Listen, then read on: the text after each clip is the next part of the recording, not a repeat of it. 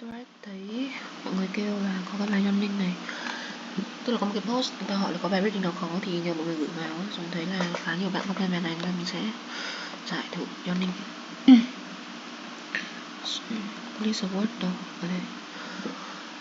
Okay, observation confirm that do not exist, cái gì không tồn tại đây à?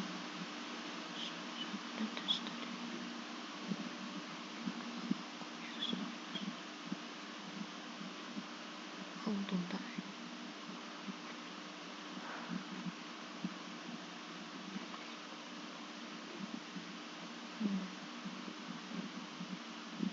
Not invariant, không liên quan rồi.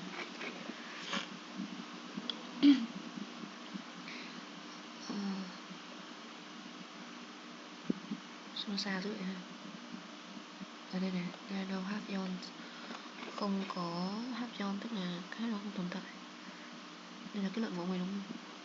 Discoveries can be summarized as follows này, đúng rồi, đây là kết luận đó. Rồi, half yawn đây.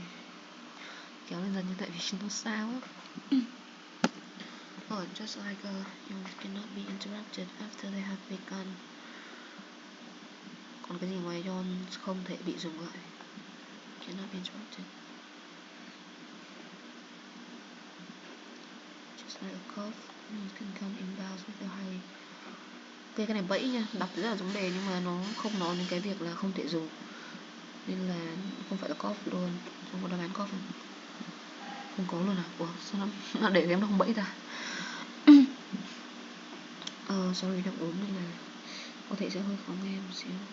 It's just like a cough, no relation between. Nó không có nói, cái này là phân loại luôn rồi này. Đây thì khả năng nó đảo lên trên này.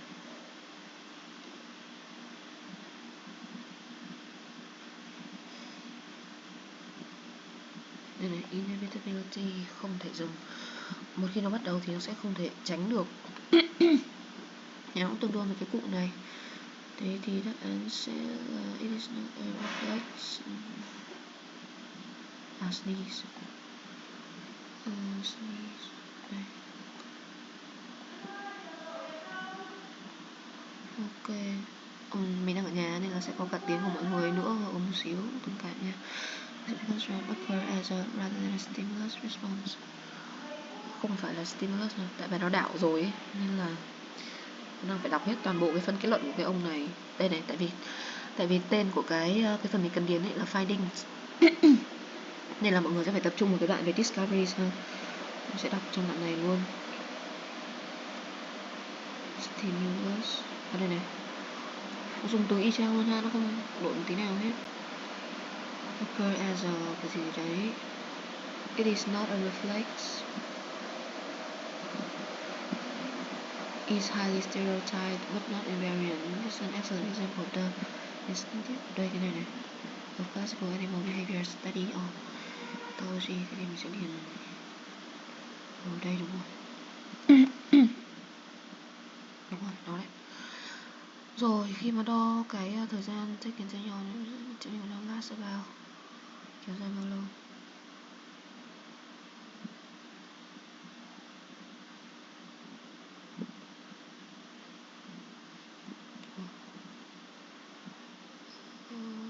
Standard yawn đây này, standard tiêu chuẩn.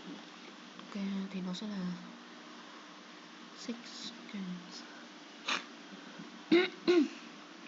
Yawn number of chances quicksand and yawn usually being around apart tức là cách nhau bao nhiêu giây, cách nhau bao lâu. Interval này, interval là khoảng nghỉ ở giữa.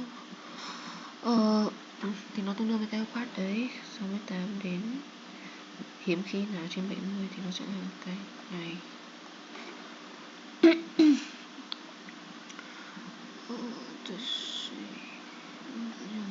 Do not produce the make of this. Cái này là frequency này, nhiều hay ít thì nó là frequency. Đây, thì nó sẽ tương đương với long yawn. Nếu mà người ta để ở đây là more thì nó sẽ là short, còn nếu không thì nó là less thì nó sẽ là long thôi. Ok. Thế chắc nó chỉ khó ở đây để nó đảo, nhưng mà thật ra thì cái tên của cả cái phần mình cần điền là finding mà, nên mình sẽ đọc ở trong discovery. What else? FCQ, conclude, closure. Okay. Conclude đúng không? Thì đọc kết luận thôi. Subject answer, cái này là mô tả thí nghiệm. Doesn't get that information, understand? Not involved in that story, not a reservation error. Ending thì không phải. Có thể ngắt mà không cần mũi. Ok, đồng ý nha. Involved, not involved in that story mà. Không nói luôn. Clenched teeth, show that, mình cứ lệch luôn. Clenched teeth đây. Cũng mô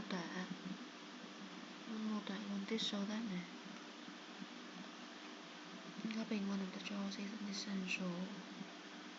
Copying of the jaws is an essential component of the fixed action pattern of the yawn.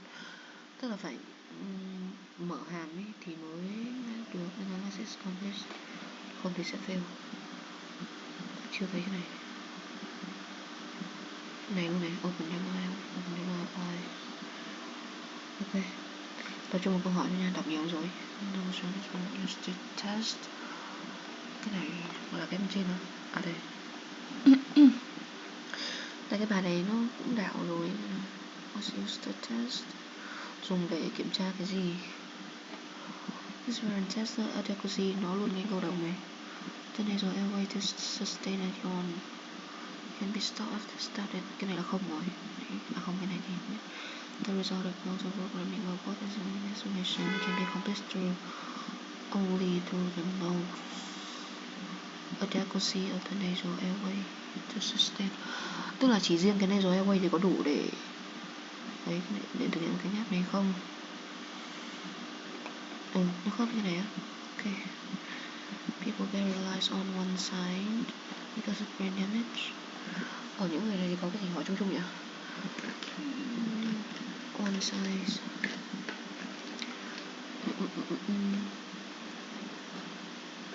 Ok.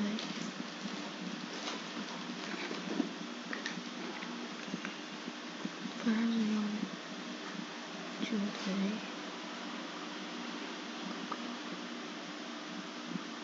Nó chẳng liên quan này. À đây này. People paralyzed on one side of their body because of brain damage causes stroke. The prominent, cái ông này làm gì cái ông ấy? Khi mà người ta ngáp thì startle, and mystified to observe that they are otherwise paralyzed and rises in. If it. Ok, xem có không? Có đọc, nếu mà không có đọc tiếp. Only one side of the face. Chỗ này chưa nói gì đến face, head. Indicate that recovery is like recovery luôn. Movement in the paralyzed eye is stimulated by yawning. Mystified to observe that they are otherwise paralyzed and rises and flexes automatically in. Hình như là cái này. À đâu, ở đây cái này. Yawning can use any symbol to prevent muscle wasting. Thử đọc tiếp xem nào. Activate and damage unconscious control connection between the brain and. Đây này, khiến cho cái chi bị liệt có thể di chuyển được thì nó là movement in the paralyzed stimulated by yawning. Tại gì có cái sạc.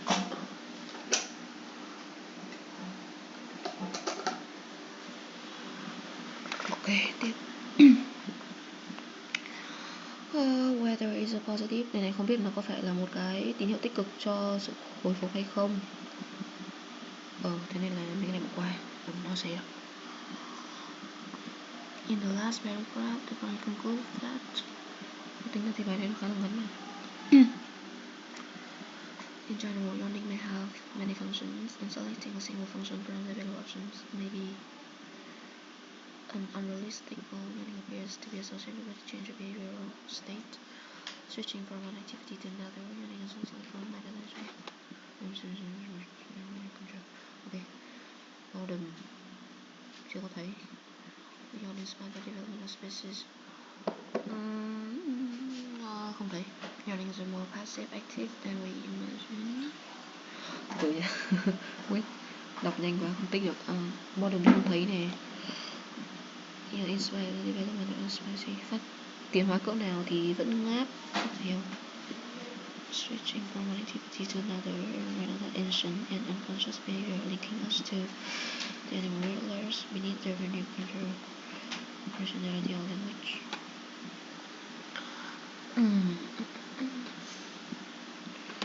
More passive when activity is low.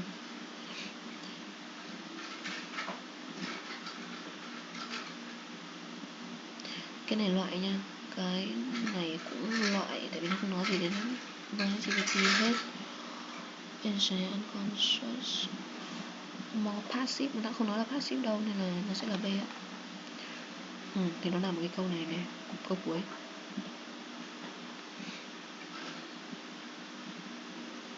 Đợi trừ đi cho chắc chắn thôi. Ok, xong. Còn these non-given research students were initially reluctant to appreciate the value. Rồi luôn đại lộn trên. Reluctant hả? Appreciate the value. Research student. Đây này. Very difficult to convince. Thì đúng rồi. Lúc mà mới bắt đầu thì là rất là khó để phục mọi người, tức là mọi người gần như rất là miễn cưỡng với cái việc appreciate, ghi nhận những cái giá trị trong cái study này. Tiếp nữa là when focus, yawn and stretch, they are learning how to control movement. Cái gì đây? Từ này mình không biết nha, mình sẽ kiếm thôi, mình nghĩ là sẽ là một cái tên của cái gì đấy. Kệ nó, trọng. Kệ đi chả sao. Forward is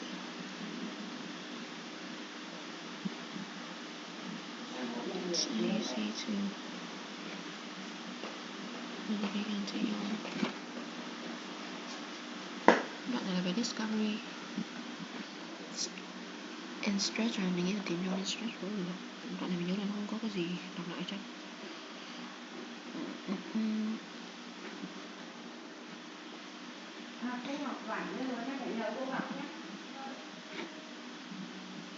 Không có. Cái này thì là từng cái một thôi. Stretch nữa. Mình nghĩ là sẽ không có đâu.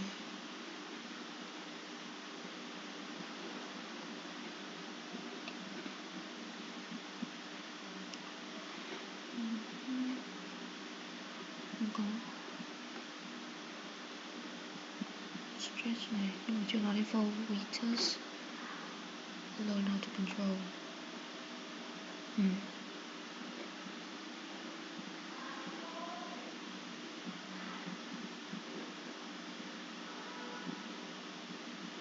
Yawning and stretching.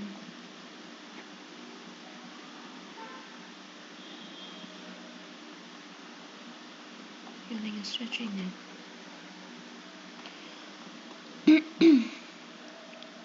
Này cũng nói về người.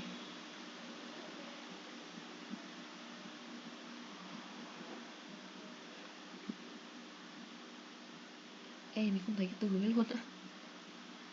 Focus là gì ạ? Thì từ tìm cách để kiểm soát. Từ một xíu nha.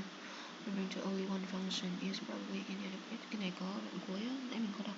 Đoạn đọc khá là kỹ, thứ nhất nó ngắn, nó dễ nhớ, thứ hai là hồi nãy mình làm câu kia.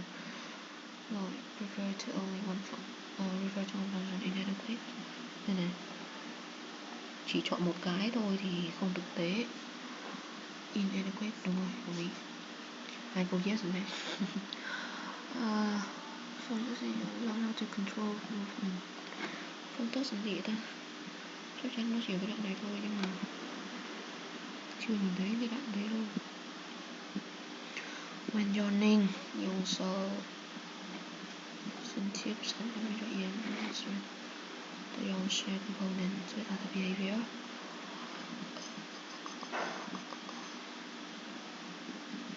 Properties may perform together as part of the motor complex. Control. movement develop. Đây rồi. Ôi, sao nãy đọc không thấy. Learn to control movement. Study by cái ông này in the early charting movement in. Charting nó kiểu là biểu đồ hả? Biểu đồ về sự interest down to observe a link between yawning and stretching. Có sự liên kết giữa hai cái này.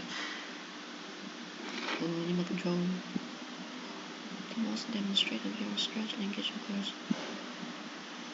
Ủa, đâu có nói gì đến đâu. Nó even có nhắc cái từ này đây này nhưng mà không nói gì đến control hết ha. Ok thì mình nghĩ là nó vẫn nhá. Check.